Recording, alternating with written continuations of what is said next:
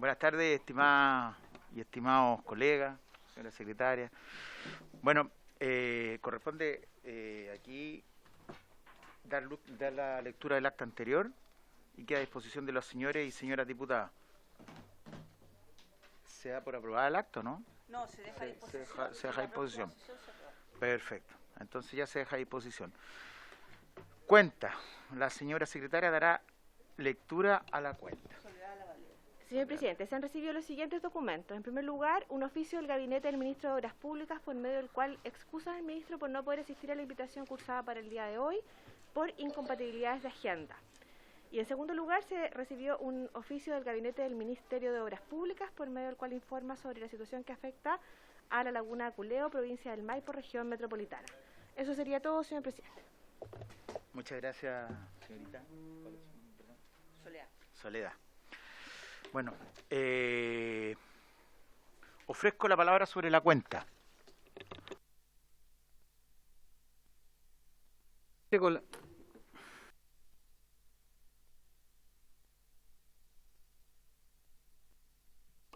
Sí, perdón. Con la excusa del señor ministro de Obras Públicas vamos a insistir en la invitación, ¿cierto? Porque es interesante que él esté acá para que nos dé cuenta cuál es los proyectos y cuál va a ser la modalidad y qué es lo que tiene pensado el actual gobierno respecto al tema tan importante como la escasez hídrica. Por lo tanto, me gustaría saber, a través suyo, de la secretaria, cuáles son los pasos a seguir, presidente. Del gabinete del ministro me informaron que podía asistir en una próxima sesión y que de preferencia lo invitaran para el día 13 de abril. Porque ahí tendrían todo el panorama más o menos claro, porque en este minuto están recién asumidos. Eso es lo que voy a explicar. Y no. Ahí sí. Presidente, yo creo que la fecha del 13 de abril es bastante lejana, ¿cierto? Considerando que la semana distrital es la próxima semana y el 13 de abril es 3 semanas más todavía. Entonces yo quería pedir a través de su intermedio que el ministro pudiera estar en la siguiente reunión de la comisión, no en 3 semanas más, por favor, si es posible. Presidente, sí. Saludarles, primero saludarles a los colegas que están presentes. A propósito de las mociones respecto de la excusa que dio el ministro de Obras Públicas, proponer que si es que no es posible que vengan una fecha anterior al 13 de abril, se hagan presente la Dirección General de Aguas y la Dirección de Obras Hidráulicas en la sesión más próxima posterior a la semana distrital. Sí.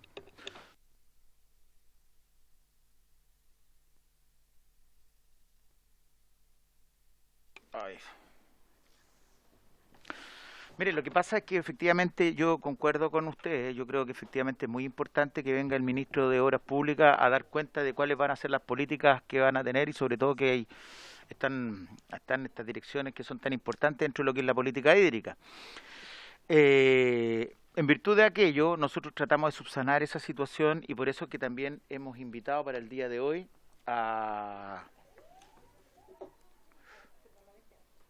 asiste al director general subrogante de la DGA, que es don Cristian Núñez, y la jefa del Departamento de Fiscalización de la DGA, que es la señora Carmen Herrera. Y también, tratando de darle más contenido a esta sesión, invitamos a don Eduardo Baeza, que es asesor de la Biblioteca del Congreso, para que también informe respecto de los fundamentos y alcance del nuevo Código de Agua, que ustedes saben que en este momento ya está para ser promulgado. Entonces vamos a tener, de todas maneras, se ha generado la posibilidad, estimadas colegas y colegas, de tener una conversación y empezar a avanzar y no dejar esta sesión así o esta reunión sin nada. Aparte de eso, yo me he puesto en contacto con el ministro de Agricultura. Él iba a venir hasta el último momento tratando de suplir esta situación, pero no pudo venir en último instante. De todas maneras, incluso es muy probable, porque se encuentra aquí en el Senado, que también venga a alimentar a esta sesión el subsecretario de Agricultura, para que también dé unas argumentaciones respecto de cuál es la visión que tiene la política hídrica y que se quiere formar respecto del actual gobierno, para que vamos teniendo nociones generales. respecto de su solicitud, colega Pino, que usted me dijo no se olvide mi nombre, eh, lo voy a reiterar, voy a tratar de insistir porque efectivamente yo creo que es importante como para que ya vamos acometiendo algunas funciones. Así que voy a persistir en aquello. Si no fuera posible, voy a persistir, eso sí, y sí que voy a tratar de sacar un compromiso para que venga el ministro de Agricultura y a posterior venir el ministro de Obras Públicas. ¿Mm? Diputado. Presidente, respecto a la presencia del subsecretario de Obras Públicas o de Agricultura. Agricultura. De Agricultura, bueno, yo le quiero contar que, y espero que demos la unanimidad, porque si alguno de nosotros no está de acuerdo que venga el subsecretario sin la presencia del ministro, simplemente no se puede permitir. Pero a diferencia de lo que ocurrió en el gobierno anterior, que la gente de oposición ayer, hoy día de gobierno, no permitían la presencia de los subsecretarios si no está el ministro, yo le quiero decir que la postura nuestra es diferente, porque queremos escuchar a las autoridades, queremos saber cuáles son los planteamientos que tienen, por lo tanto le sugiero, con mucho respeto, señor presidente, que pida la unanimidad de los presentes, si es que la damos, para que si viene el subsecretario pueda ingresar, porque si no simplemente no podría ingresar. Dicho eso, le agradezco.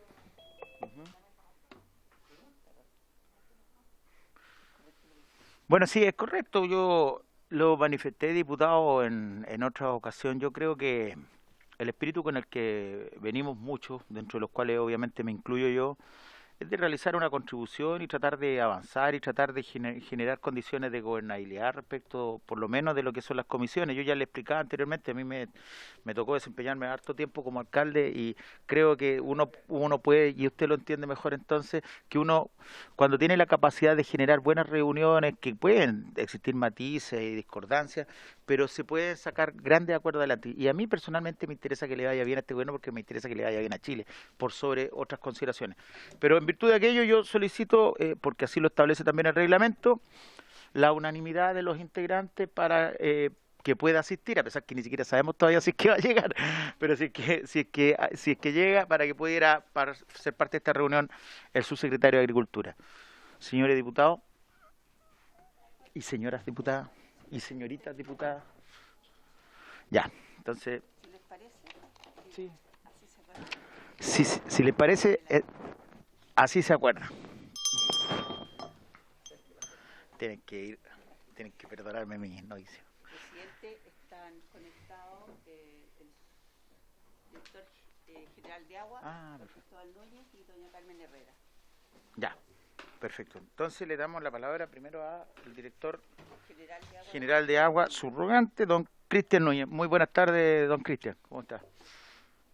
Muy buenas tardes, presidente. Muy buenas tardes a todos, diputadas y diputados. Muchas gracias por la invitación. Bueno, nosotros tenemos una breve presentación para explicar qué es lo que estamos haciendo nosotros como DGA en términos de la sequía. Y obviamente disponibles por si hay que venir después a explicar con mayor detalle. Con la premura preparamos lo que tenemos disponible y voy a ver cómo compartir aquí para empezar la presentación. Un segundo.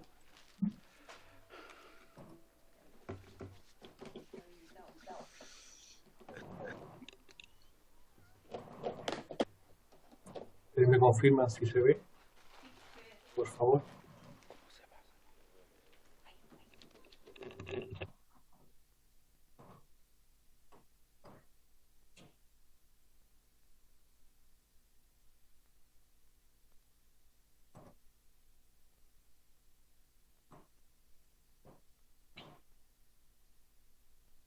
¿Ahí se ve? Sí, se ve bien. Bueno, quisiera iniciar, preparamos una presentación que tiene tres partes: aspectos generales de gestión de sequía, normativa aplicable que tenemos desde la perspectiva de la DGA y otros actores, y algunos ejemplos de experiencias concretas también para mostrar cómo se ha ido dando esto en la temporada anterior y cómo viene el próximo año. Como escenario, es un escenario complejo, todos lo sabemos. Es muy dinámico y también requiere compatibilizar la opinión y consideraciones desde muchos puntos de vista. Tenemos las inquietudes de cómo afectan las intervenciones o la escasez hídrica a la productividad del país. La gente también tiene muchas preocupaciones con respecto a su entorno y los ecosistemas, como son las lagunas. Después vamos a ver casos concretos de preocupaciones que nos llegan de la comunidad, de distintos territorios, regiones. La gente también nos demanda mucha más transparencia, es un tema muy relevante para la Dirección General de Agua, contar con información, que la gente tenga acceso a ella de manera oportuna, es siempre un desafío, obviamente. Respetar las tradiciones locales en muchos casos, asegurar o ver cómo afectan también estos temas los temas de la subsistencia, que probablemente ahí sí tenemos un avance importante en lo que va a ser el nuevo Código de Aguas, que le da una relevancia a este tema. Llega cada vez menos agua, es una percepción, es una realidad. De hecho, en esta última semana estamos con muchos ríos donde estamos con los mínimos históricos, así que la situación está muy sensible. ¿Cómo afecta esto a los ecosistemas, que son parte de esto, así como está el consumo humano, que es la principal preocupación para la gestión de la sequía, cómo asegurar el suministro de las principales ciudades, de las comunidades, de los sistemas de agua potable rural y también pequeños sistemas que manejan las comunidades, cómo trabaja todo eso en conjunto la comunidad. Una inquietud que es muy relevante de las personas es cuando se les sacan los pozos, las norias, que son sistemas muy precarios, y cómo nos hacemos cargo de cuidar el agua para el consumo humano. A lo largo del país tenemos distintas realidades. Hay condiciones hidrológicas, ¿no es cierto? Los caudales que tenemos, las precipitaciones varían mucho de norte a sur, y también tenemos distintas infraestructuras hidráulicas que permiten hacerse cargo de esta situación. También ahí hay una diversidad en el territorio de cómo podemos enfrentar la situación. Es un tema excepcional, sí, pero que desafortunadamente en los últimos 13, ya prácticamente 14 años, se ha vuelto algo permanente. Y por lo tanto es muy difícil de separar o de inhibir que tenga un impacto social y económico en distintas escalas. Pero es parte del desafío de lo que hay que gestionar. Por lo tanto, lo que uno busca como parte del Estado y gente que participa de la gestión del agua es asegurar sí o sí el abastecimiento humano. Es el principal foco que tenemos hoy día en la gestión de la sequía que está haciendo la DGA en los distintos territorios, tratar de reducir al mínimo los daños, promoviendo dentro del marco de convivencia social acuerdos en los distintos sectores. Después vamos a ver algunos casos concretos de cómo esto pasa al territorio, y un poco lo que estamos proyectando, que este año debiese ser de manera mucho más intensiva, dada la proyección que tenemos de precipitaciones. Hacerlo en los mejores momentos, acumular agua. También vamos a contar un poco de la experiencia de Aconcagua y Choapa, y todo eso compatibilizarlo con la normativa vigente que hay para distribución de las aguas en base a lo que tenemos disponible. Aquí voy a dejar a Carmen Herrera, jefe de fiscalización, para que explique los principales temas que están cambiando desde el artículo 314, que en concreto es el artículo que hace mención a cómo se hace la gestión en periodo de escasez, cómo se hace la declaratoria de escasez y cuáles son las herramientas que tenemos para la gestión en el territorio y en las cuencas. Buenas tardes a la comisión, presidente, y por su intermedio a todos los diputados y las diputadas presentes. Aquí en la lámina que está mostrando el director hay un comparativo del actual artículo 314 y el nuevo artículo 314 que está próximo a publicarse. En primer lugar, evidentemente se crean nuevas normativas, hay nuevas instrucciones, pero la verdad es que se sigue regulando en un artículo.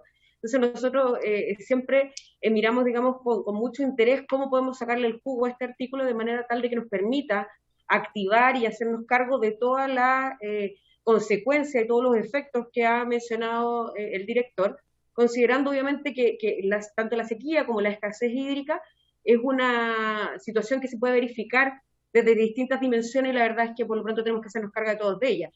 Evidentemente el nuevo código nos propone varios desafíos, digamos, principalmente asociados a el consumo humano, pero también a la preservación ecosistémica y también hacernos cargo de hacernos, digamos, aminorar, digamos, cualquier daño que pueda provocarse. Por lo tanto, esta primera lámina tiene como objeto dar cuenta de que efectivamente la sequía se sigue regulando en un solo artículo, más bien la escasez, que es lo que nosotros declaramos a través de nuestros decretos, y se hacen algunas normas que más adelante les vamos a comentar.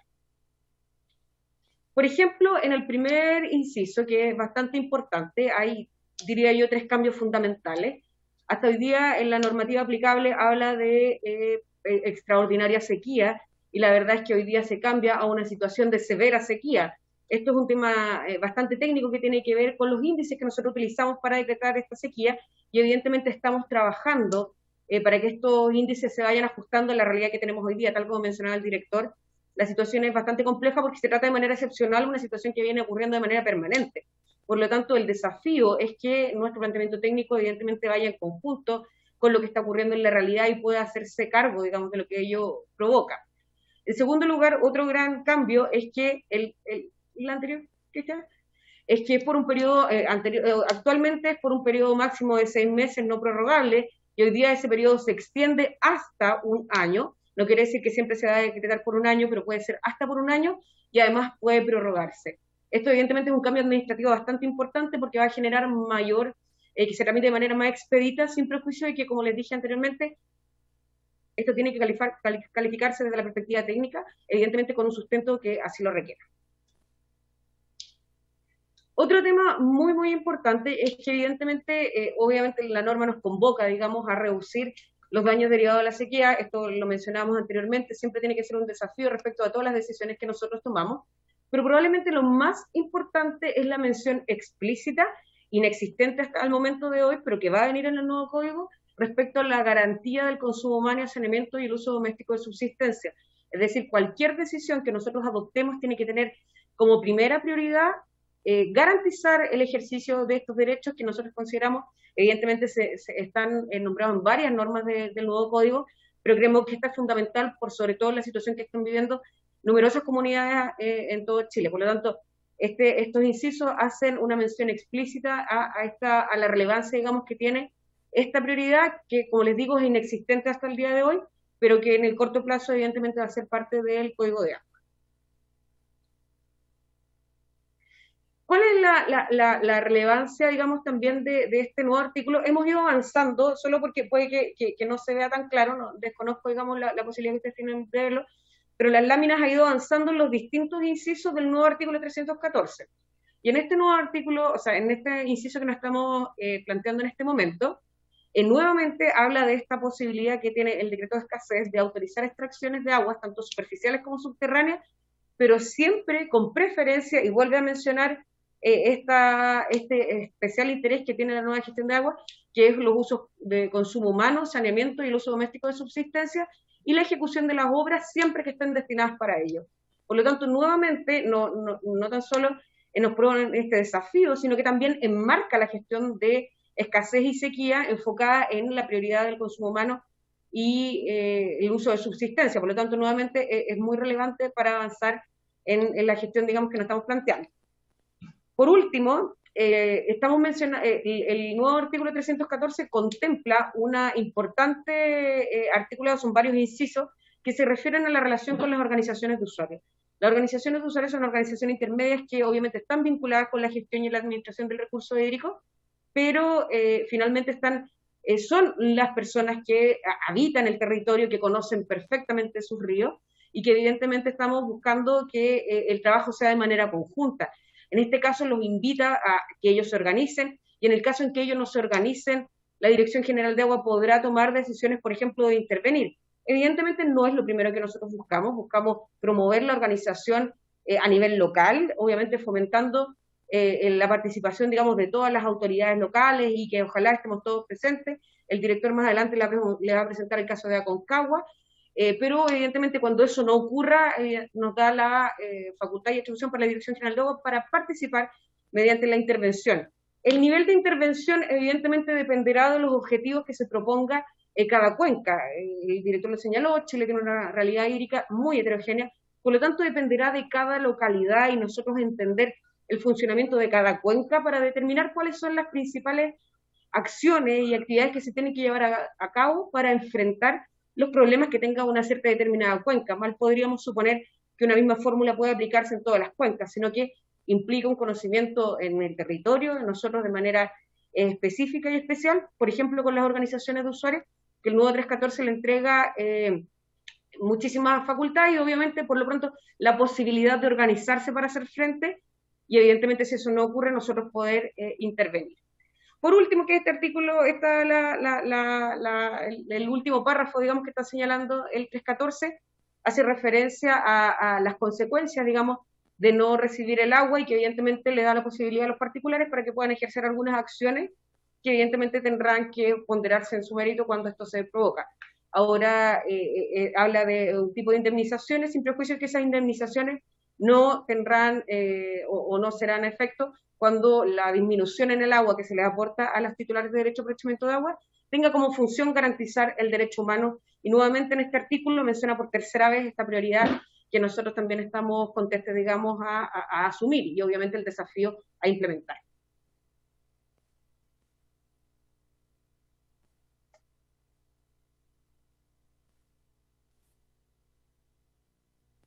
Bueno, ahora pasamos a las experiencias concretas de esto que le estamos señalando y cómo lo hemos abordado hasta el día de hoy. La primera experiencia concreta, comentarles, es de la provincia de Choapa. La verdad es que nosotros tenemos entendido que también han estado presentes en la Comisión de Recursos Hídricos, probablemente algunos de los señores y señoras diputados y diputadas que están acá presentes también pueden ser testigos de lo que ha ocurrido. La provincia de Choapa se ha visto en una situación sumamente difícil y nosotros hemos tenido que enfrentar tanto la escasez como la sequía desde dos perspectivas.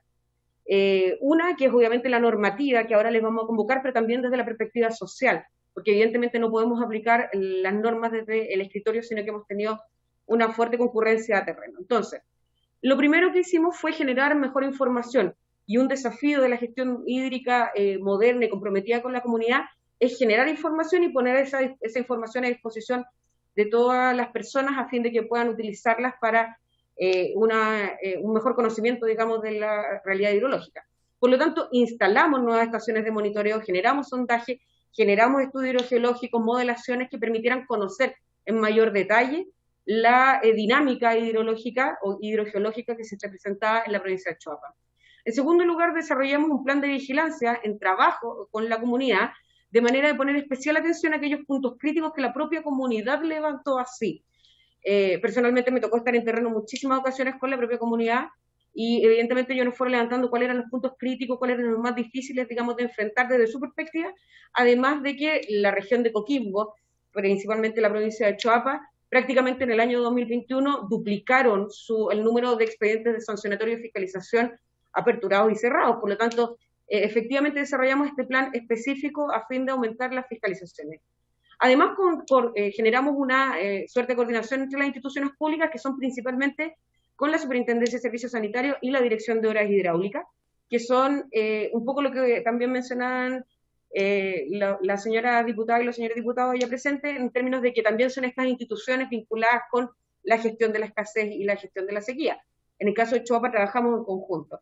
Y además trabajamos con las organizaciones de usuarios, en el apoyo, la distribución y la solución de conflictos que ellos mismos nos presentaban, que nos ha llevado hoy día a una situación, podría decir yo, de trabajo, una situación de avance, sin prejuicio de que siempre somos testigos, digamos, de que esto puede mejorarse y la verdad es que es algo dinámico y un proceso que tiene que enfrentarse día a día, es decir, mal podríamos decir que la situación está superada, sino que muy por el contrario, estos cuatro grandes pilares de la gestión que hemos desarrollado han venido aportando cada uno desde, obviamente, su punto de vista, a una mejor gestión y a una gestión, obviamente, en conjunto con la comunidad. Así que la provincia de Choapa, evidentemente, vamos avanzando, es una situación extremadamente compleja, pero que ha tenido al menos el desarrollo de estas cuatro ejes, digamos, de acción que les he mencionado. Ahora va a pasar ahí. Así como, bueno, bien mencionaba Carmen, el foco en la gestión de la sequía le hemos tenido un trabajo con las juntas de vigilancia, con el foco de que ellos logren acuerdos y nosotros como ente técnico apoyarlo y supervisar esa distribución de agua. en algunos casos, como fue la situación de Aconcagua, no se logró esos acuerdos y debimos pasar a una intervención sobre la base de la necesidad de asegurar el consumo humano, el suministro para el Gran Valparaíso, a través de un requerimiento de la Superintendencia de Servicios Sanitarios, que es el ente que regula y fiscaliza a las sanitarias. Entonces se generó esta necesidad, hubo que hacer la intervención. Sin embargo, varios meses antes de llegar a esa intervención, se trabajó en el mismo esquema que mencionaba Carmen, que era tener la mejor información de terreno. Se implementaron nuevas estaciones de control en el río Aconcagua, de hecho el último año, para tener un mejor detalle de cómo se comportan los caudales a través del cauce y poder hacer la distribución de las aguas con modelos ad hoc para este caso. Vigilancia tanto en terreno, que se reforzó con incluso equipo de Santiago, que fue a fiscalizar de manera continua durante todos los meses que duró la intervención del río, que se estuviesen respetando los horarios, los caudales. También ahí se han hecho un fuerte trabajo de fiscalización, analizando toda la información que se recopiló en terreno, coordinación con la Superintendencia de Servicios Sanitarios y también con la DOH, que aquí en particular, ¿no es cierto?, toma el rol de los servicios sanitarios rurales, lo que antiguamente eran los APR, hoy día servicios sanitarios rurales, para también asegurar el agua que se necesita para todas estas pequeñas comunidades. De esta manera, más allá de la intervención del cauce, también hubo que velar por asegurar que esas comunidades tuvieran su acceso al agua. Lo que viene ahora, después de la distribución del agua, uno puede ver que el aprendizaje de esta intervención es que es un proceso muy complejo. Sin embargo, también hay que rescatar que hubo colaboración y muy buena disposición de las juntas de vigilancia y el acceso al terreno, si bien al principio son situaciones complejas de abordar, porque es un recurso escaso y genera afectación a todas nuestras actividades, pero finalmente en términos del apoyo y colaboración de todos los actores, eso se logró. Yo creo que eso, desde ese punto de vista, fue un trabajo exitoso. Y ahora vienen los principales aprendizajes que vienen. Y tenemos otras situaciones distintas, ¿no es cierto? Hasta ahora estábamos hablando lo que es netamente con distribución de aguas, pero también están las preocupaciones de los ecosistemas, y en este caso en particular en el lago Caburga, que también en los últimos años, si bien no es gestión de la sequía, pero sí que producto de la prolongada sequía, se han estado acentuando algunas situaciones. En este caso hubo un descenso importante en el lago, que se ha venido proyectando en el tiempo, lo que requirió hacer un análisis detallado de qué estaba pasando en el lago. De hecho, contratamos un estudio específico con la Universidad de Chile para entender qué estaba pasando en este sector. A partir de ese trabajo, se concluyó que efectivamente las precipitaciones y el déficit de nieves en la cuenca del lago lo están afectando en sus niveles. Se hicieron chequeos en terreno. Vamos a reforzar, de hecho ya implementamos más estaciones en la cuenca del lago Caburga, cuencas meteorológicas y de caudales, para conocer mejor cómo hacer el comportamiento, y estamos participando a través de nuestra dirección regional en una mesa técnica que convoca y lidera la Municipalidad de Pucón. Estos son otro tipo de situaciones que también se van generando producto de la sequía que afecta al país. Finalmente, lo que tenemos hoy día desde la perspectiva de la EGA es que son procesos altamente complejos, son muy particulares las formas en que están estructurados los problemas en cada una de las comunas, por lo tanto requiere una adaptación. El soporte directo lo dan las oficinas regionales con el equipo completo de la DGA. Es un trabajo que no solamente del equipo de fiscalización, sino también participan los equipos de organización de usuarios, hidrología, estudio, planificación, y requiere contar cada vez con mayor información que esté actualizada. Eso es clave. Lo relevamos porque las cuencas, aunque haya una presencia continua, siempre están cambiando las realidades. Aparecen nuevos problemas, nuevas prioridades.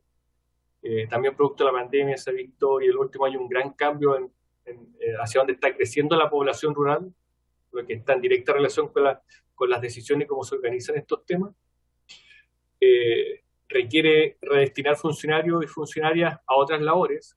Como mencioné, en el caso de Aconcagua fue toda una oficina regional que se volcó con la prioridad de hacer el mejor trabajo posible en esta distribución de las aguas. Esto fue un continuo prácticamente de casi 4 meses, de lunes a domingo, 24 horas, por eso requiere un esfuerzo adicional. Me gustaría aprovechar de reconocer todo ese trabajo del equipo de la DGA que participó en esta intervención. Y complementando eso, es muy importante la organización de usuarios. En la medida que están las organizaciones de usuarios, funcionan correctamente, se logran buenos acuerdos y permiten mitigar los efectos, ¿ya? No desaparece el problema, pero sí hay una mejor convivencia en las cuencas, en particular en la provincia, en la región de O'Higgins, en Cachapoal, se logró una muy buena coordinación entre los usuarios, y eso también demuestra que se puede hacer un poquito mejor la gestión de todos para que tengamos recursos disponibles. Y por lo tanto deben administrarse distintas dimensiones como las que he mencionado, y es necesario seguir propendiendo una gestión integral. En eso estamos nosotros como DGA. Creo que de lo que se planteó al principio me voy a aventurar a tratar de interpretar bien. Hay otra parte que también participa el Ministerio de Obras Públicas, que son proyectos que creo que un diputado que consultó ahí, que querían saber los proyectos del MOP.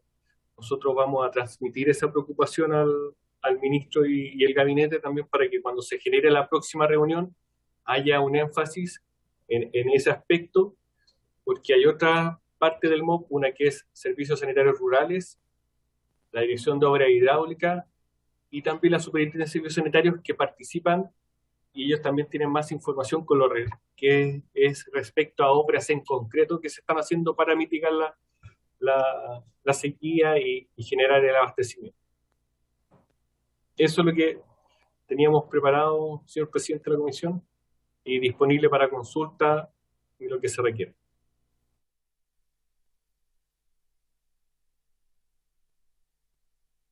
Sí. Muchas gracias, estimado y estimada. Bueno, ofrezco la palabra, estimadas colegas y estimados colegas. Gracias, presidente. Gracias también al subsecretario, ¿cierto? Perdón, director de la DGA. ¿Cierto? Director, por término suyo, señor presidente, ¿es posible poder tener la información referente principalmente para mí, y yo creo que los colegas que son aquí en la cuarta región también, la experiencia del Choapa? Ya me interesaría poder profundizar en eso para poder dar más alcance a la gestión que podamos realizar a nivel parlamentario aquí en la comisión. Gracias, presidente.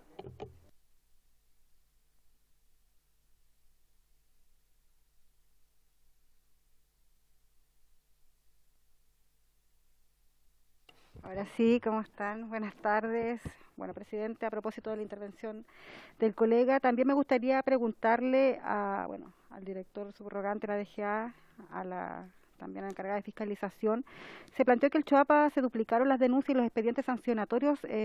¿Cuántos de estos proyectos o de procesos, fueron sancionados y quiénes fueron los agentes que fueron denunciados y sancionados? ¿Ya? Entendemos lo que sucede en Choapa, pero también en gran parte de nuestro país respecto de lo que son las agrícolas, las mineras. Y también conocer en particular este plan que dicen que se implementó en la región de Coquimbo, específicamente en la provincia del Choapa, ¿qué efecto tuvo al asegurar el derecho humano al agua? ¿Implicó una recuperación de caudales, por ejemplo?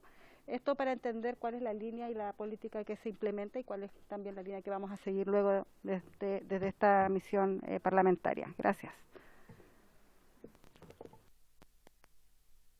Diputada, circula la palabra.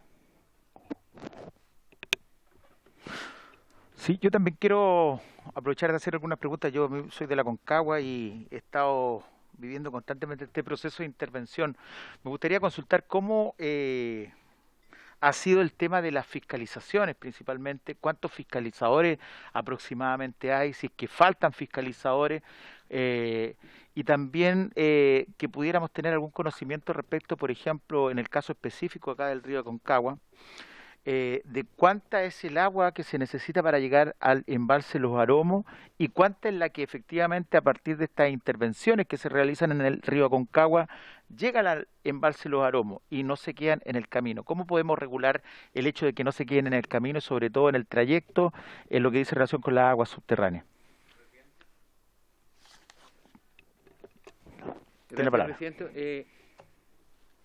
Al director subrogante de Asuntos Hídricos.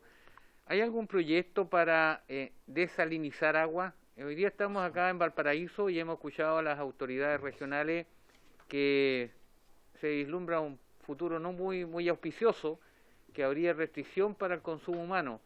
¿Hay algún proyecto en Valparaíso y en otra región para desalinizar el agua? Y si es que lo hay, ¿de qué plazo estamos hablando? Por su intermedio, presidente. Gracias. Muchas gracias, diputado. Diputada. Sí, solo decirle al colega acá presente que entiendo que hay un proyecto de desalinización, lo acabamos de comentar en la Comisión de Medio Ambiente, se encuentra en tramitación, de hecho pedimos que se pusiera...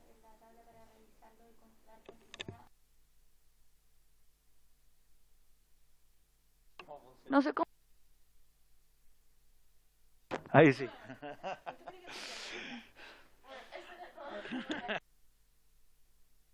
Sí, eso era para ponerle al tanto al colega sobre el proyecto de desalinización. Ahora si nos pudieran poner más al día respecto de los conocimientos que maneja la DGA, mejor aún.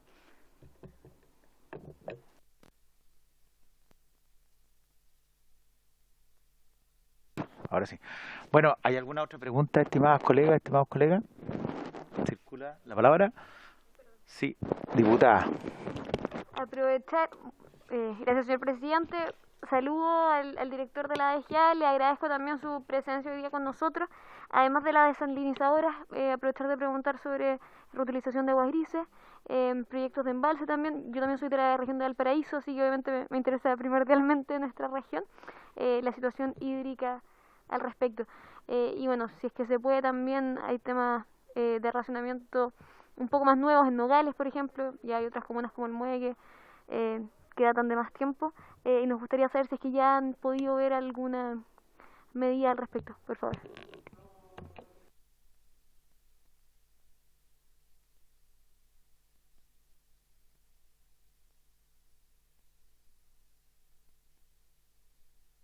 Tengo todo atado con el micrófono. Que no se me quede prendido en una ocasión compleja nomás. Don Cristian, le cedo la palabra, por favor. Muchas gracias, ¿Ahora presidente. Ojalá haya recopilado todas las consultas. Respecto a Choapa, Carmen va a complementar un poco la experiencia, que fue lo que se implementó, lo mismo que en Aconcagua.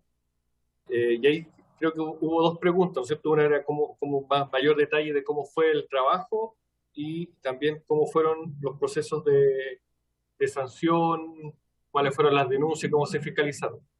Entonces, nos comprometemos a enviar esa información en detalle, vamos a prepararla para enviarla próximamente. Y lo mismo con lo de Aconcagua, con el detalle. Y a ver, yo me gustaría brevemente decir, no alcancé a escuchar porque creo que había un micrófono silenciado, pero de los proyectos de desalinización vamos a transmitir la inquietud para que la Superintendencia de Servicios Sanitarios, que está trabajando con ambas empresas, con el VAL y con Aguas del Valle, que también ojalá se una en la misma presentación del ministro, idealmente, pero para que presente en qué están los proyectos o las ideas que hay con respecto a plantas desalinizadoras. ¿Ya? Yo creo que eso es lo más prudente porque ellos van a tener una información mucho más actualizada. En el tema de embalse y obra hidráulica, que preguntó la honorable diputada, vamos a hacer lo mismo, vamos a canalizar con la Dirección de Obra Hidráulica, que embalse, si no me equivoco, era para la región de Valparaíso, ¿no es cierto? Esa fue la consulta. Ya, correcto, anoté bien. Así que ahora dejo a Carmen para que nos cuente cuál es un poco más detallada la experiencia de Choapa y Aconcagua. Sí. Bueno, tal como señaló el director, nosotros vamos a preparar una minuta en detalle para que ustedes conozcan estos números y puedan, obviamente, hacer el análisis de la información. También estamos preparando un reporte. La ley 21.064, que fue publicada en el año 2018, ha tenido la implementación de estos 4 años, por lo tanto nosotros hemos ido generando reportes que obviamente puedan transparentar cuáles son nuestros números. También en el momento en que esté listo se los vamos a hacer llegar, pero especialmente para las regiones de Valparaíso y Coquimbo me gustaría dar algunos datos que fueron los que se iban solicitando. En primer lugar, en ambas regiones tenemos 6 fiscalizadores, el equipo regional es de 6 personas, lamentablemente solo 4 de ellos están a contrata y 2 son a honorario. Esto implica una merma importante, toda vez que las personas que no están a contrata no son ministros de fe y por lo tanto no pueden ejercer acciones de fiscalización. Eso no implica que nosotros evidentemente claudiquemos con nuestro interés. La instrucción es evidentemente fiscalizar a todo y fiscalizar lo mejor posible.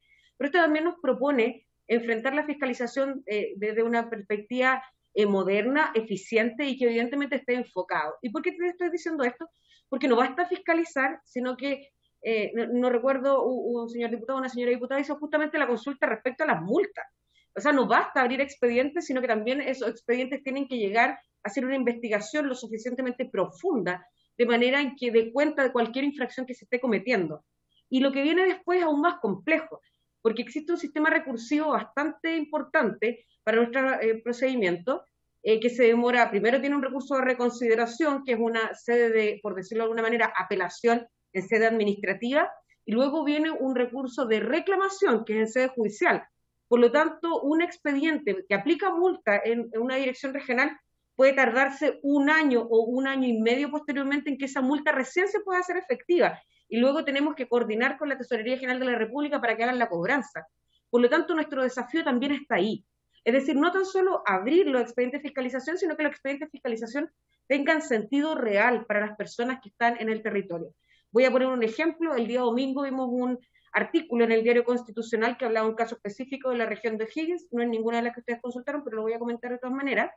En noviembre del año 2020 se firmó una resolución regional que imponía una sanción, una multa a un particular. Recién el 15 de marzo, el 14 de marzo, es decir, la semana pasada, la Corte Suprema resolvió el recurso de casación que se presentó contra eso. Primero vino de reconsideración, luego se fue de apelación, o sea, de reclamación a la Corte, y posteriormente de casación. Por lo tanto, es ahí donde también nosotros vemos el desafío. No basta la sanción de papel, sino que nuestras acciones tienen que tener consecuencia concreta en cada territorio. Y es por eso que no tan solo hablamos de más fiscalizaciones, sino que de mejores fiscalizaciones.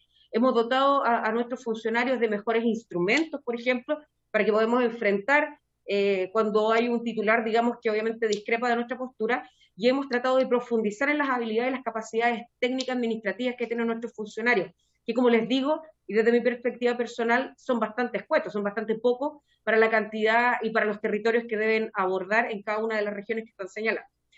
Para el número, solo para dejar un número, digamos, y que ustedes puedan después constatarlo. En el año 2021, en la región de Coquimbo se abrieron 203 expedientes y en la región de Valparaíso 180. Evidentemente, son las 2 regiones que más expedientes abren en Chile. En Chile, al año más o menos, se abren entre 1.300 y 1.400 expedientes y la mayor parte se la llevan estas 2 regiones. El número menor de Valparaíso evidentemente está dado por estos 4 meses que, tal como mencionó el director, estuvimos enfocados en la intervención, y ahora, habiendo terminado la intervención, vamos a comenzar los procesos sancionatorios respecto a los incumplimientos asociados a esa particular gestión. Solo por transmitirlo, la verdad es que nosotros les vamos a hacer llegar la minuta específica para las regiones que nos solicitaron, pero además este reporte general, la verdad es que el desafío en fiscalización desde nuestra perspectiva es amplísimo. No tan solo aplicar las sanciones y que estas sanciones se cumplan, como por ejemplo pagar una multa, sino que también restituir el derecho. Es decir, que las personas que están extrayendo agua sin la autorización correspondiente dejen de hacerlo. Es decir, ordenar la paralización de la extracción de agua, ordenar la paralización de la extracción de áridos, restituir los cauces que hayan sido modificados, y eso también es nuestra principal encomienda. Es decir, trabajar con los territorios, trabajar con las regiones y evidentemente hacer propio, digamos, el sentir, o que la fiscalización pueda hacer propio el sentir de cada una de las realidades que están viviendo. Bueno, lo que les comentaba, estas 2 regiones son las que más procedimientos han abierto, los que más multas han aplicado, y la pormenorización de estos datos se los vamos a enviar en una minuta, digamos, a ambos diputados y diputadas que nos hayan solicitado. No sé si le respondí en alguna medida lo que habían consultado.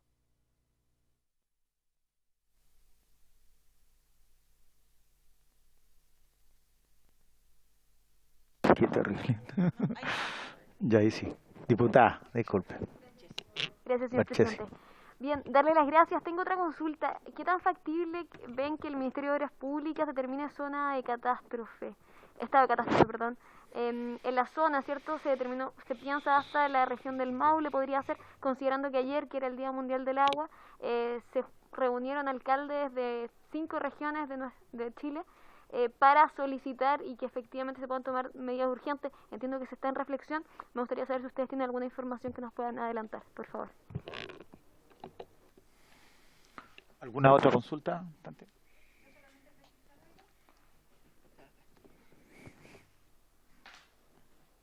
Sí, gracias, Cami. No solamente precisar que cuando nos referimos, ¿cierto?, a cuáles fueron efectivamente estos agentes sancionados, es porque nos preocupa también, obviamente, la restitución del derecho, pero sí es importante hoy día que existan sanciones, y obviamente con la intervención de la misma DGA y con esta institucionalidad participativa que se está implementando.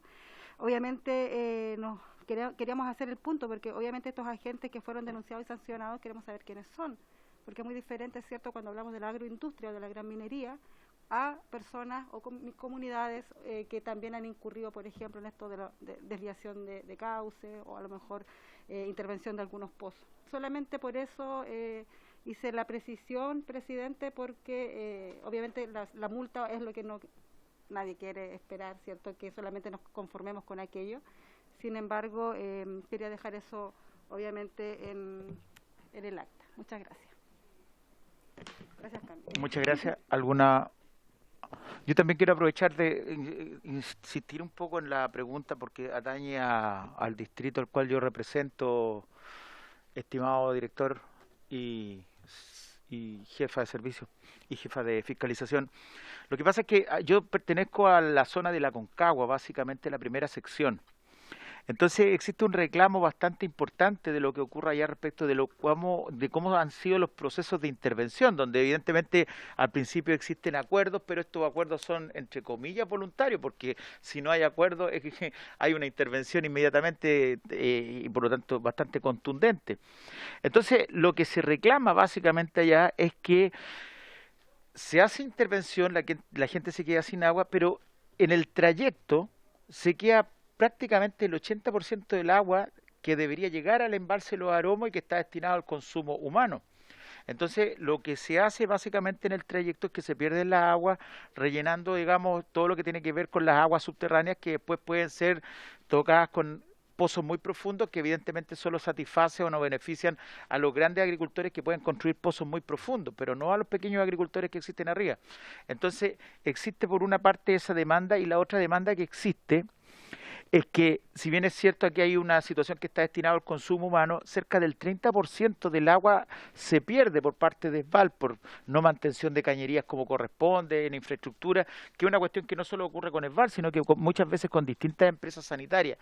Entonces, por una parte no existe, creo yo, una fiscalización muy contundente respecto de esa sanitaria, pero a la vez tampoco una obligación destinada a hacer que ellos realicen las inversiones para que, por ejemplo, se puedan aprovechar las aguas grises o la desalinización, vertiendo y perdiéndose una cantidad de agua impresionante en ese sentido. Entonces, disculpen que me haya alargado, pero esta es una necesidad que a mí me toca vivir a diario en esa zona.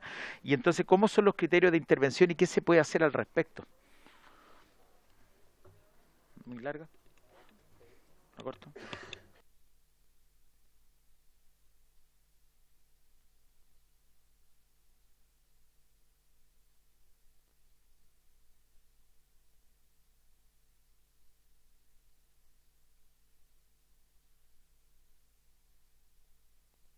Analizar, así que no tengo simplemente los antecedentes. Nosotros vamos a tomar el punto de la diputada respecto a la precisión los tipos de sanciones, a qué tipo de infractores, para que tenga claridad esa información.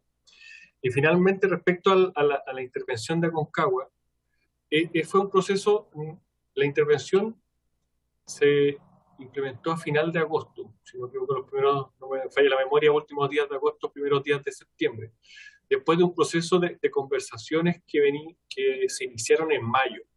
¿Ya? Entonces, después de agotar toda la instancia, mayo, junio, julio, agosto, la Superintendencia de Servicios Sanitarios hace el requerimiento de que necesita asegurar el consumo para el Gran Valparaíso y nos solicita proceder con la intervención. Esa es una parte de cómo se trabajó en ese caso. Obviamente el ideal, y ya estamos trabajando para eso, es que ahora se logre firmar un acuerdo entre las distintas secciones y sea una cosa mucho más coordinada con toda la anticipación que estamos trabajando. Y la eficiencia en la recarga del embalse Los Aromos, la mayor parte, un porcentaje muy, muy alto, no lo tengo ahora en concreto, por eso lo voy a reflejar así, se hace a través de una tubería reversible que tiene SVAL en la planta de Concón. Entonces, en realidad, la recarga principal del embalse no está haciendo a través de los canales, sino que se hizo a través de esta tubería. Por lo tanto, las pérdidas de esa conducción son mínimas, como cualquier tubería en presión. Y lo que sí no tenemos información, y es importante, también voy a aprovechar de transmitirlo a la gente de la Superintendencia de Servicios Sanitarios, cómo es el sistema de control de pérdida de SVAL, como usted bien preguntó, o de otras sanitarias, para que ellos expliquen cómo hacen el proceso y cómo lo trabajan.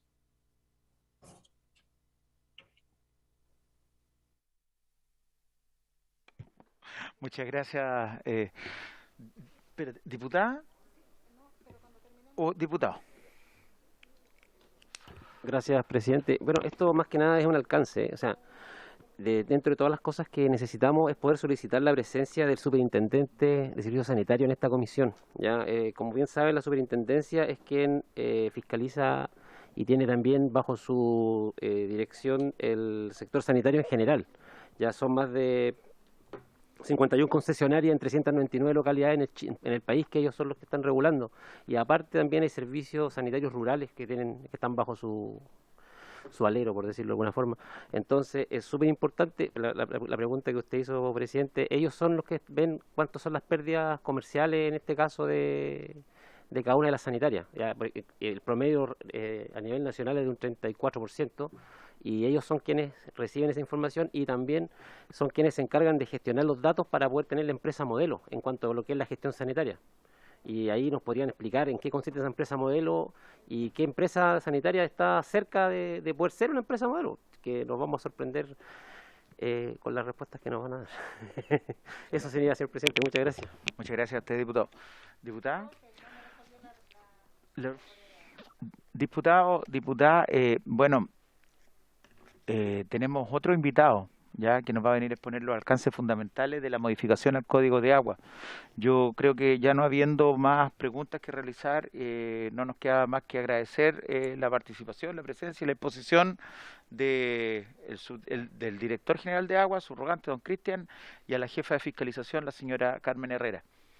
Entonces, damos por cerrado en esta parte, que no hay cámara, ¿cierto? Muchas gracias. Muchas gracias, que estén muy bien. Bueno, tal como señalaba anteriormente, hemos invitado también para que nos exponga y para que nos dé algunas luces respecto de cuáles son los cambios que principalmente ha sufrido el Código de Agua nuevo, a don Eduardo Baeza, a quien le agradecemos desde ya su participación y su presencia. Don Eduardo, muy buenas tardes. ¿Me escuchan? ¿Se escucha bien? Ahí sí. Ya. ¿Me permite, puedo compartir o no pantalla? ¿María Teresa? Ah, sí, está activo. Lo acabo de ver.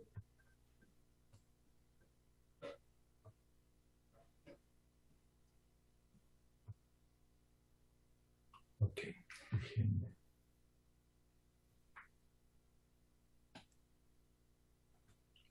Bueno,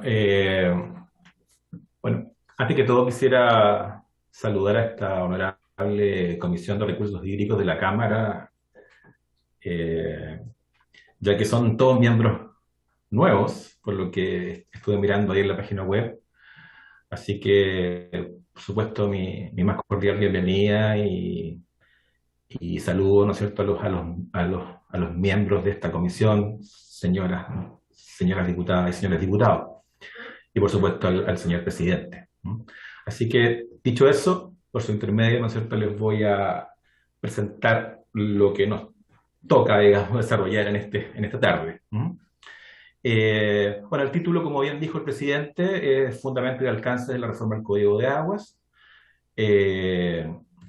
Y voy a hacer un breve resumen, ¿no es cierto?, de la tramitación, porque en definitiva, acá cuando hablamos de la reforma del Código de Agua, yo diría que aquella reforma que hizo relación con el boletín 754312, que está ahí en pantalla, yo diría que es de las reformas del Código de Agua, porque no es la única, han habido otras reformas más pequeñas, ¿no es cierto? De ellas, la reforma del 2005, ¿no es cierto?, yo diría que es una de las más relevantes, pero esta reforma del boletín 7543-12, ¿no es cierto?, yo diría que es la más relevante desde el punto de vista de la envergadura, ¿no es cierto?, de los artículos que toca, digamos, y que modifica.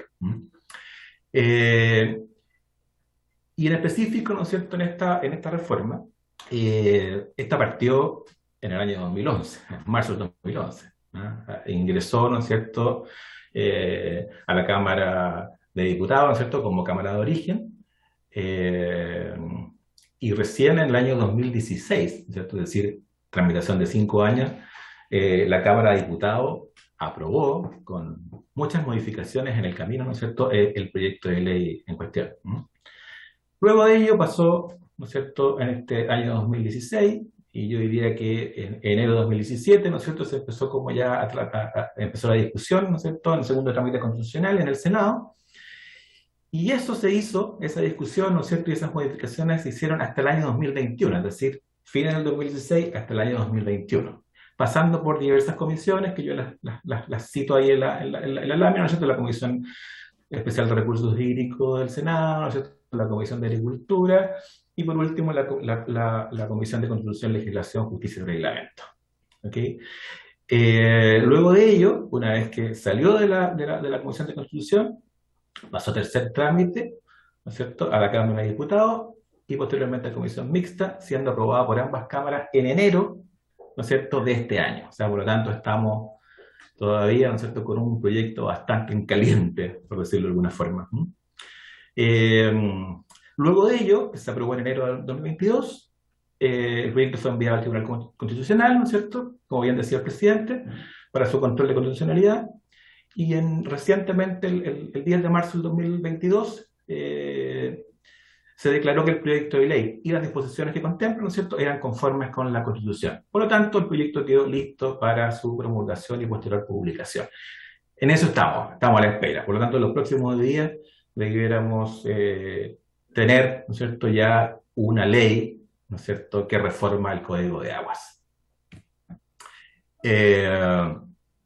¿Cuál es el contexto de esta reforma? Y aquí vamos a los fundamentos, ¿no es cierto? ¿En qué se fundamentó entonces esta reforma? Básicamente en que este Código de Agua, que es del año 81, ¿no es cierto?, que es el DFL 1122, ¿no es cierto?, se desarrolló, se escribió, ¿no es cierto?, y se publicó en un momento en que los recursos hídricos eran bastante abundantes. Estamos hablando, ¿no es cierto?, no sé si, bueno, acá son bastante jóvenes muchos de los diputados y diputadas acá, pero por ahí por los años 80 habían grandes lluvias, ¿se acuerdan? Se salían los ríos, era desbordante todo, digamos, en términos de recursos hídricos. Situación que al transcurrir del tiempo, ¿no es cierto?, especialmente a partir del 2008 en adelante, se empezó a notar de forma notoria, o de forma importante, que había una escasez creciente del recurso hídrico, ¿cierto? Por lo tanto, pasamos de un recurso abundante a un recurso escaso. Lo cual ameritaba que hubiesen cambios normativos. O sea, en definitiva, no se podía seguir legislando con una normativa en un escenario de abundancia, ¿no es cierto? Un escenario que en este caso actual es escaso en términos de recursos hídricos. También, ¿no es cierto?, se mostraron en el tiempo que había varias falencias en la gestión, ¿cierto?, que también ameritaban, ¿no es cierto?, ciertas reformas, y las falencias estaban en varios niveles, a nivel del otorgamiento del derecho de aprovechamiento de agua por parte de la DGA, ¿no es cierto?, el ejercicio de estos derechos de aprovechamiento de agua, los balances de las cuencas, me refiero a balances hídricos. Recordemos que el último balance hídrico que se hizo en Chile oficial es de mediados de los 80, 85, 86, si mal no recuerdo. Por lo tanto, totalmente desactualizados, ¿no es cierto?, los balances hídricos. Lo cual se está trabajando, ¿no es cierto?, por la autoridad desde el gobierno pasado, ¿no es cierto?, se está trabajando en los planes de gestión de las cuencas, y estos planes estratégicos de gestión incluyen, ¿no es cierto?, los nuevos balances, ¿no es cierto?, hídricos de las cuencas. Este es un trabajo arduo porque, no sé si ustedes saben, pero en definitiva en Chile son 101 cuencas. Y cada una de esas cuencas requiere varios meses, ¿no es cierto?, de estudio. Yo sé que se ha avanzado en algunas cuencas, ya existen estos balances y estos planes de gestión, ¿no es cierto?, por cada una de esas cuencas, pero en un nivel incipiente. Por lo tanto, hay mucho que avanzar. Se habla de 10 años para tener, ¿no es cierto?, las 101 cuencas cubiertas en términos de planes de gestión, ¿no es cierto?, de los recursos. Luego viene una fase, una vez teniendo los planes, ¿no es cierto?, incluyen, ¿no es cierto?, cómo se va a planificar este recurso, ¿no es cierto?, en el detalle, etcétera, etcétera. Es decir, hay varias falencias en la gestión que tienen que ver con falta de información, ¿no es cierto?, pero también falta de coordinación entre los diferentes entes, ¿no es cierto?, que tienen algún grado de injerencia sobre la toma de decisiones en lo que es aguas en el país.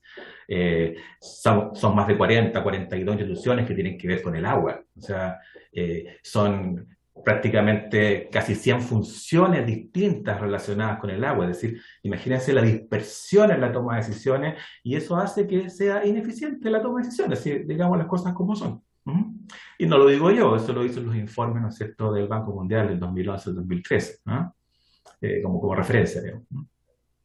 Y por último está el cambio climático. ¿Ya? El director, como bien dijo en la primera presentación, acá hay un hecho que es permanente, hay un fenómeno que es permanente.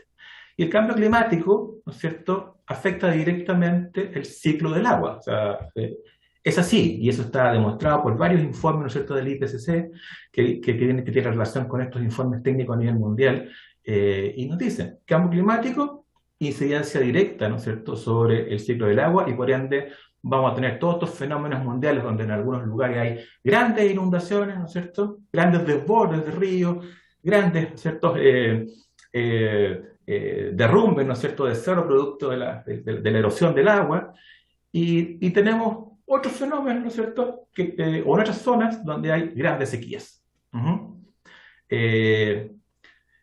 Y por supuesto esas grandes sequías generan problemas de escasez hídrica, porque hay un efecto directo sobre la relación entre la oferta y la demanda del recurso hídrico. Por lo tanto, hay un efecto permanente, y yo creo que ahí no debemos cerrar los ojos como país, ¿no es cierto? Eso ya hay bastantes referencias, hay bastantes antecedentes científicos sobre la materia, y por lo tanto estamos ante un fenómeno que es de cuidado. Algunos especialistas dicen que incluso hoy día, eliminando las emisiones, ¿no es cierto?, de gases de efecto invernadero, que son las que provocan este cambio climático por calentamiento atmosférico, tenemos para 100 años, incluso hasta 200 años de efecto ya del cambio climático. Es decir, tenemos problemas para rato. Por lo tanto, hay que actuar, y eso un poco fue lo que se quiso hacer con esta reforma, estar acorde con los tiempos, pero hay mucho que hacer ya, ¿no? Esto yo diría que es un muy buen primer pie, y viene mucha tarea por delante, y en esta comisión me imagino que van a tener mucho trabajo al respecto. Veamos cuáles son los ejes y principios fundamentales de la reforma. Primero que nada, las aguas agua son bienes nacionales de uso público, como principio. La prioridad para el uso, ¿no es cierto?, para el consumo humano, perdón, y el saneamiento, ¿no es cierto?, lo que se llama la función, ¿no es cierto?, una de las funciones primarias, ¿no es cierto?, de lo que es esta reforma, es decir, el consumo humano y el saneamiento.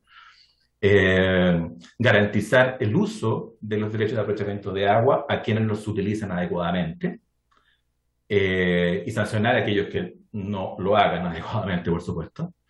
Impedir el acaparamiento de derechos de aprovechamiento, de los derechos de agua, lo que se conoce como especulación, ¿no es cierto?, en el mercado del agua en Chile. Devolver a la cuenca para ser aprovechados por otros todos aquellos derechos que no se utilizan. Y para eso, ¿no es cierto?, se incorporó, ¿no es cierto?, esta reforma, el concepto de la extinción por no uso efectivo del recurso. Es decir, pasada una cierta cantidad de tiempo, si las personas, ¿no es cierto?, o si el usuario no usa el agua para lo que fue constituido ese derecho, está sujeto a extinción. Luego, otro eje o principio fundamental es la inscripción obligatoria de los derechos existentes en el conservador de bienes raíces, porque si no, cómo se gestiona, cómo se sanciona, ¿no es cierto?, si ese derecho no está inscrito apropiadamente en el conservador de bienes raíces, donde se inscribe la propiedad, ¿no es cierto?, del derecho. De lo contrario, caducarán. Es decir, ahí hay otro concepto, ¿no es cierto? Hablamos de dos conceptos que se incorporan a esta reforma, el concepto de extinción por no uso y este que estamos mencionando ahora, que es el concepto de caducidad, ¿no es cierto?, de un derecho por no inscripción en el conservador. También está el cambio de régimen, ¿no es cierto?, para los nuevos derechos de agua, es decir, ahora ya no es un derecho permanente, es decir, perpetuo, sino que se habla de una concesión a 30 años o menos, ¿no es cierto?, y ese menos tiene que ser fundado, porque se entrega menos de 30 años, tiene que ser con fundamentos sólidos, ¿no es cierto?, de parte de la autoridad, y con la opción de renovación. Y esa renovación también es a 30 años, pero puede ser por menos dependiendo, ¿no es cierto?, de la disponibilidad del recurso, dependiendo, ¿no es cierto?, de la sustentabilidad, ¿no es cierto?, de la fuente del recurso hídrico, es decir, depende, ¿no es cierto?, si se vuelve a renovar por el mismo periodo de 30 años. Se elimina la facultad expresa de disponer del derecho a aprovechamiento de agua, que es un término jurídico, ¿no es cierto?, de la libre disposición, que en términos simples es yo con ese derecho yo podía hacer lo que yo quisiera, digamos, ¿ah? Es decir, tenía el control, como propietario tenía el control absoluto, ¿no es cierto?, y podía hacer lo que yo quisiera, ¿no es cierto?, con ese derecho. No obstante, ahora ese concepto de libre disposición sale y solamente se puede usar y gozar del derecho a aprovechamiento. Por último, se establece el caudal ecológico mínimo por parte de la DGA para todo derecho de agua nuevo, es decir, todo derecho de agua que se otorgue después de que entre en vigencia, ¿no es cierto?, o con la entrada en vigencia de esta reforma, ¿no es cierto?, viene con, ¿no es cierto?, un caudal ecológico mínimo, que es el agua que no se puede tocar, digamos, de la fuente.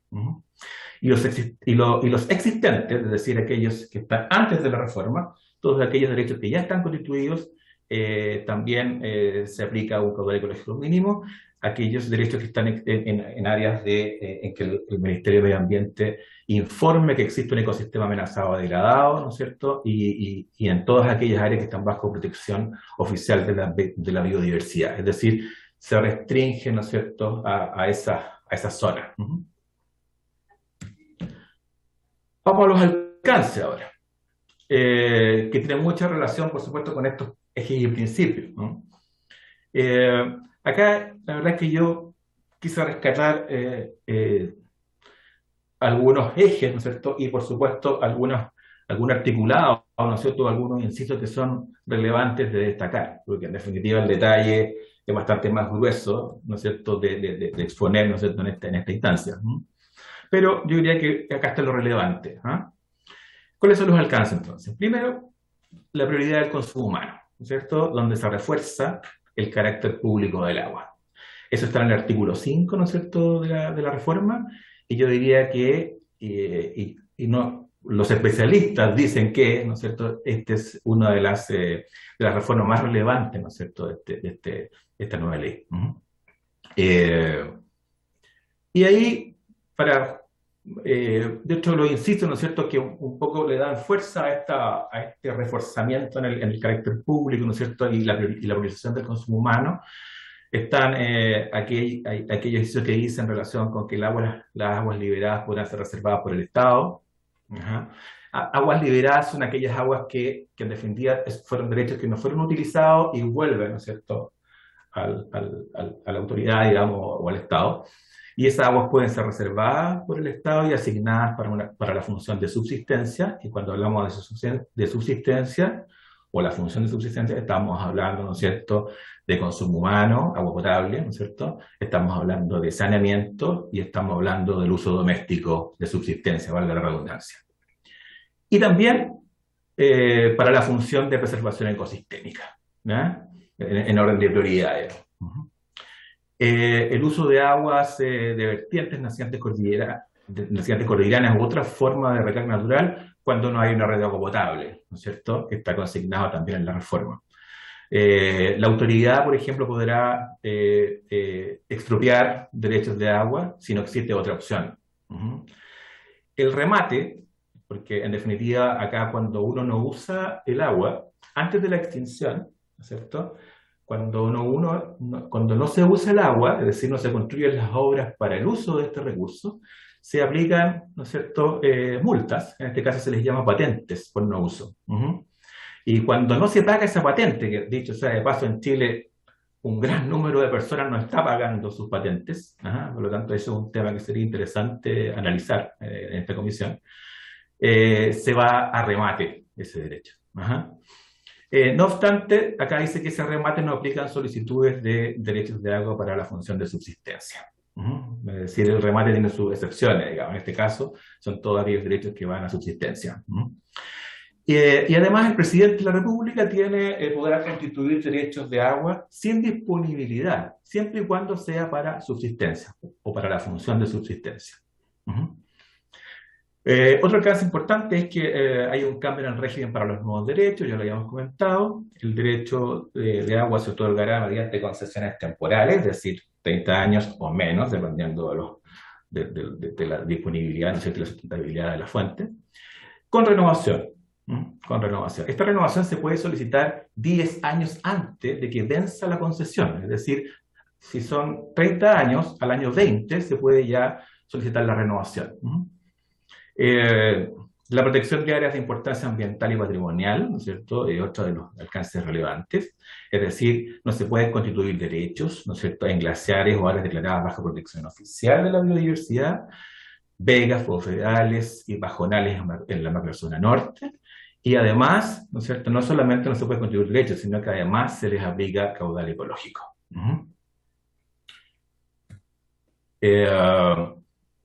Otro alcance es el fortalecimiento de las atribuciones de la administración para gestionar las aguas, es decir, de la autoridad administrativa, ¿no es cierto?, en este caso la Dirección General de Aguas. En estas atribuciones la administración, esta administración reconoce, ¿no es cierto?, a las juntas de vigilancia como parte importante del sistema de gestión, ¿no es cierto?, de las aguas, especialmente en lo que es redistribución de aguas, conforme a las atribuciones que tenga, por supuesto, la Junta de Vigilancia, en zonas de escasez hídrica específicamente.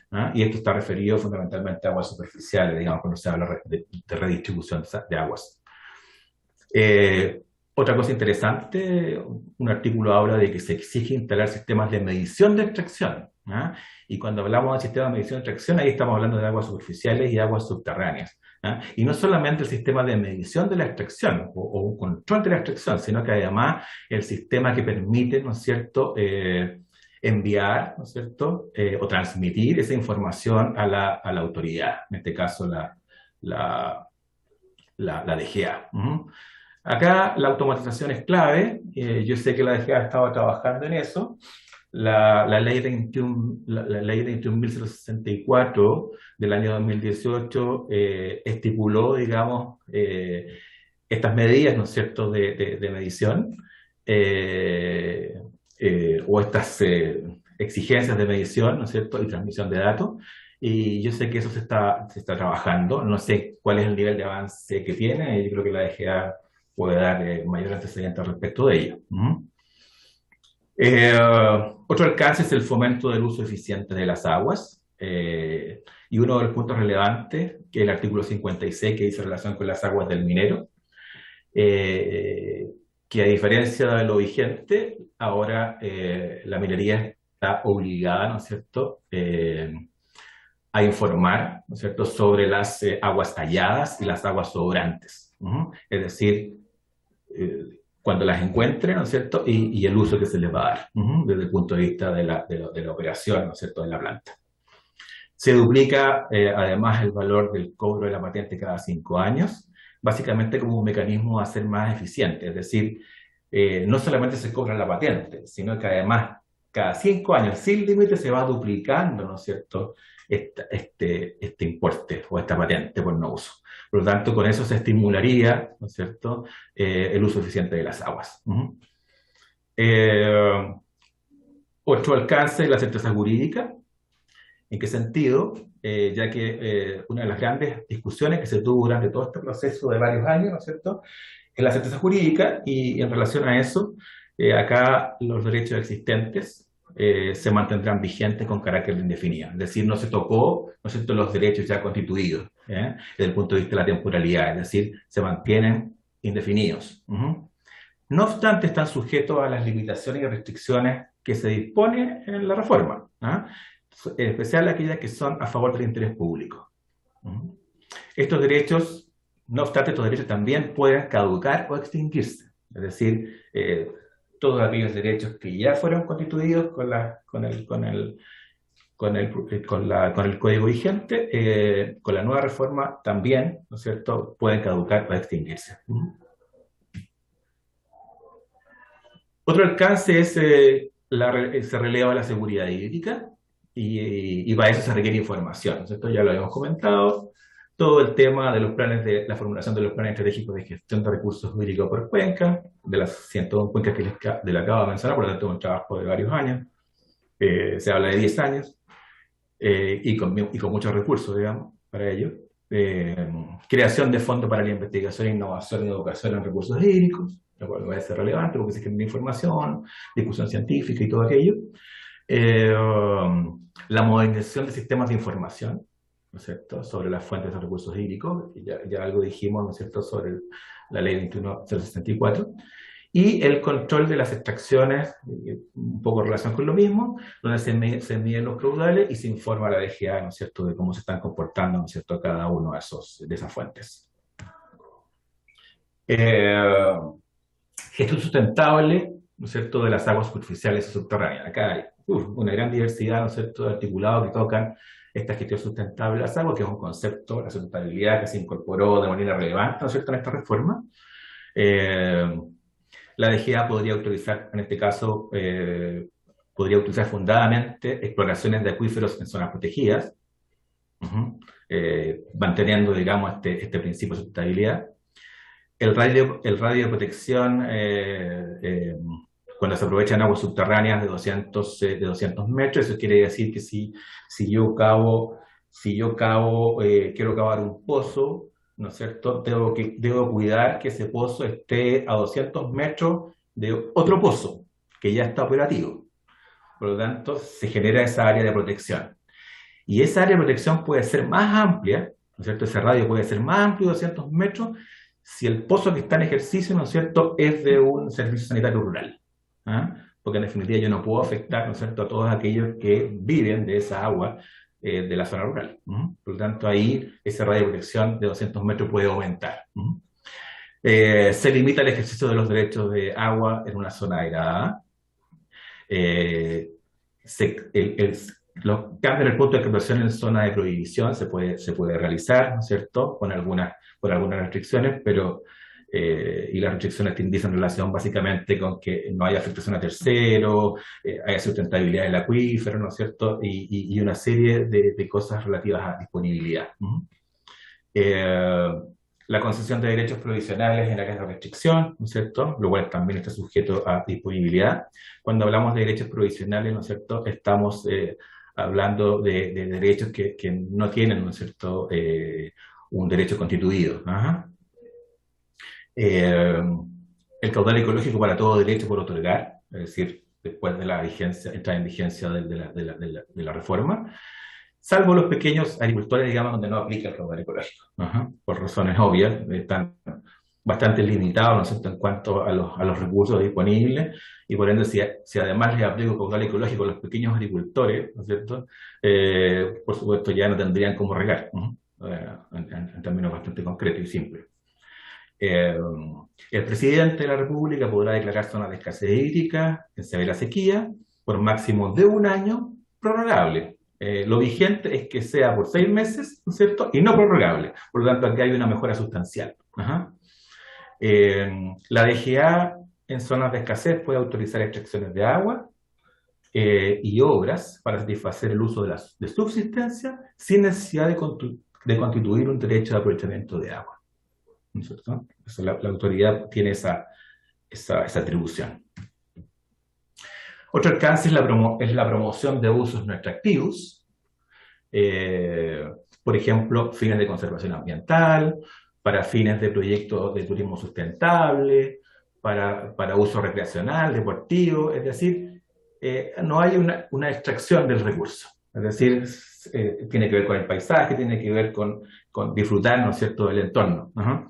Y eso también no solamente rige para los nuevos derechos que van a ser otorgados bajo el amparo de esta reforma, sino que también rige para los derechos existentes. Es decir, si quieren hacer este cambio, ¿no es cierto?, y fomentar, ¿no es cierto?, este cambio para hacer un uso no extractivo de los recursos existentes.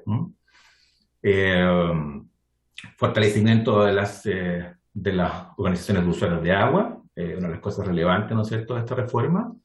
Incluso es más, se promueve, ¿no es cierto?, que se formen estas organizaciones de usuarios, y en caso de que aún no estén legalmente constituidas, para incentivar aún más, ¿no es cierto?, la DGA puede instruir a los usuarios a la redistribución de aguas, firmando acuerdos de gestión, dándole, ¿no es cierto?, por supuesto, esa mirada positiva, ¿no es cierto?, para fortalecer la organización de usuarios. Y si en definitiva ellos no cumplen con este acuerdo de gestión en la redistribución de las aguas, ahí la DGA, ¿no es cierto?, se hace cargo directamente de la distribución en las zonas de escasez hídrica. Otro alcance es la agilización de trámites relativos a los derechos de aprovechamiento de agua y para las obras de diablo, que estos ya son cambios netamente administrativos. Se perfeccionan los procesos de asignación, se acortan los trámites y los plazos, se utilizan peritos para evaluación de proyectos en obras hidráulicas si se amerita. Previo a la constitución de los derechos de agua, el solicitante debe aportar los fondos para la inscripción en el conservador de bienes raíces y posterior ingreso al catastro público de agua. ¿Por qué esto es importante? Porque en definitiva antes no se solicitaban estos fondos para hacer la inscripción por la autoridad, sino que se dejaba a cargo de cada usuario, y ha pasado, digamos, lo que todos sabemos, es decir, prácticamente el 50% de los derechos de aprovechamiento de agua no son informados desde el conservador al secretario público de agua, y un 30%, ¿no es cierto?, solamente un 30% de los derechos otorgados han sido inscritos en el conservador de bienes raíces y por ende no están en el catastro público de agua. Ese es un tema que hay que solucionar, y yo diría que esta medida, ¿no es cierto?, de que la autoridad se haga parte y cargo, ¿no es cierto?, de este trámite y con cobro, ¿no es cierto?, al usuario o al solicitante, ¿no es cierto?, yo creo que es un cambio tremendamente relevante. Que un par de alcances, ¿no es cierto?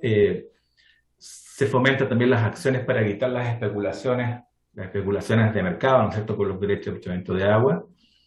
Ya dijimos, ¿no es cierto?, esto de la duplicación de la patente, ¿no es cierto?, cada quinquenio sucesivo, lo cual es un tremendo una tremenda carga, ¿no es cierto?, lo cual estimula, ¿no es cierto?, a la no especulación. Los derechos existentes están en efecto de extinción, como ya le hemos comentado, que también evita la especulación. La caducidad también, ¿no es cierto?, cumple un rol con la especulación, de evitar la especulación. El tema de los remates, ¿no es cierto?, cuando no hay pago patente. Y el perfeccionamiento del sistema de remate también, ¿no es cierto?, son algunas de las medidas para evitar la especulación con los derechos de agua. ¿Cierto? Que es el gran problema, ¿no es cierto?, que tenemos en Chile, la especulación a nivel de mercado de agua, y yo diría que nos tiene en el ranking mundial como de los países donde más se hace especulación en el mercado del agua. Y por último, un alcance que algo esbozó, ¿no es cierto?, las presentaciones anteriores, se ha generado o se genera o se propende generar una mayor coordinación entre las autoridades y los usuarios del recurso. Yo diría que eso es clave. Ojalá con el proyecto de ley que ahora está en el Senado, que dice relación con el cambio de la institucionalidad, ¿no es cierto?, lo que es en materia de aguas, lleguemos a una institucionalidad, ¿no es cierto?, más potente, ¿no es cierto?, o un sistema o un modelo de gobernanza que permita esta mayor coordinación, ¿no es cierto?, y que llegue, ¿no es cierto?, a nivel de las cuencas. Y de ahí, ¿no es cierto?, se pueda tomar decisiones hacia los niveles centrales. Yo diría que eso es como el objetivo, más o menos, de ese proyecto, digamos, que está en el Senado actualmente, y yo diría que es relevante para cumplir todo lo que viene de aquí en adelante con esta reforma y otros proyectos de ley relativos a mejorar la eficiencia en el uso del recurso hídrico, ¿no?, en un ambiente, ¿no es cierto?, o un escenario de crisis hídrica. Bueno, eso sería todo, presidente, señoras diputadas y diputados, y les doy muchas gracias por su atención y estoy abierto a cualquier consulta, duda y lo que corresponda. Muchas gracias, don Eduardo Baeza. La verdad es que ha sido muy clara. Yo había estado en varias exposiciones al respecto del cambio del código, pero creo que esta de verdad es la mejor que he escuchado. Si fuera posible que nos enviara la presentación, se lo agradeceríamos. Se lo agradeceríamos mucho. Estimada diputada, diputado, ofrezco la palabra. No, gracias, muchas gracias. Diputado.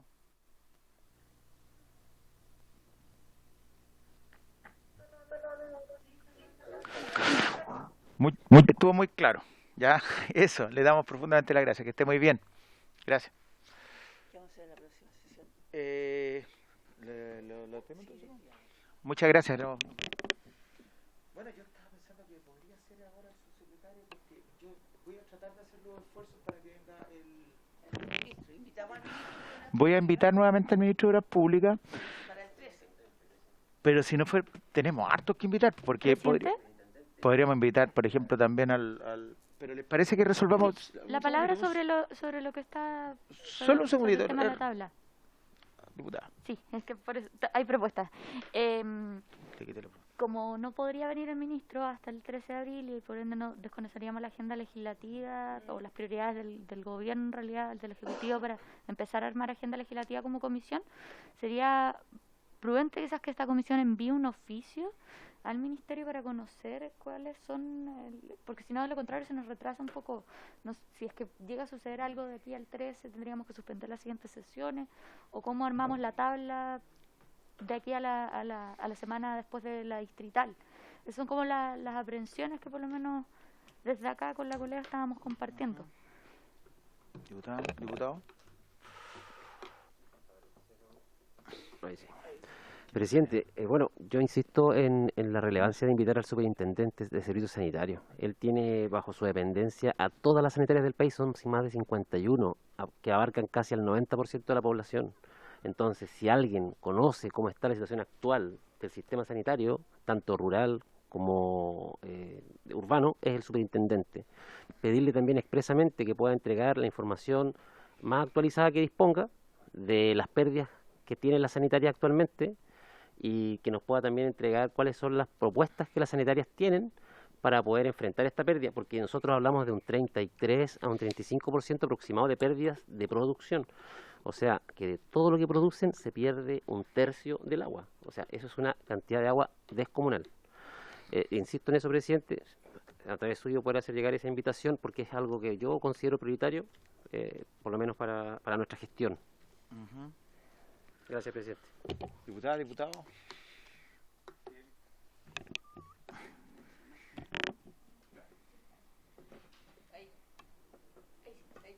Sí, yo comparto lo que dice la diputada. ¿Cómo es su apellido, diputada? Monsante. Sería importante, por lo que veo, hay muchos invitados. Vamos a pasar varias semanas escuchando.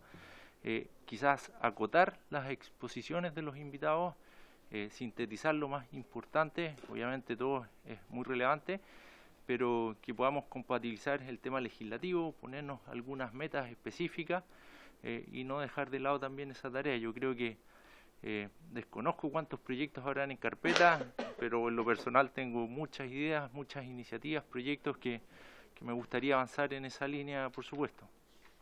No sé qué les parece.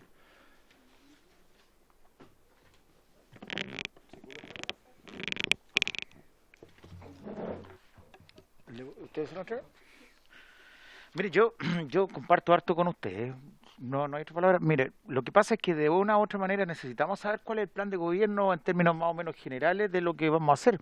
Ahora, también a nosotros nos toca una situación bien compleja, también que no ocurra seguramente en nuestras comisiones, porque resulta que nosotros tenemos recién, ni siquiera se promulga, pero está a punto de promulgarse un código de agua que es totalmente nuevo. Entonces, por lo tanto, las iniciativas que nosotros podamos generar en gran medida también parten de cero, sin perjuicio. Hay algunos proyectos que son interesantes, que también ya se plantearon acá y que tienen que ver, por ejemplo, con los proyectos de desalinización, etcétera.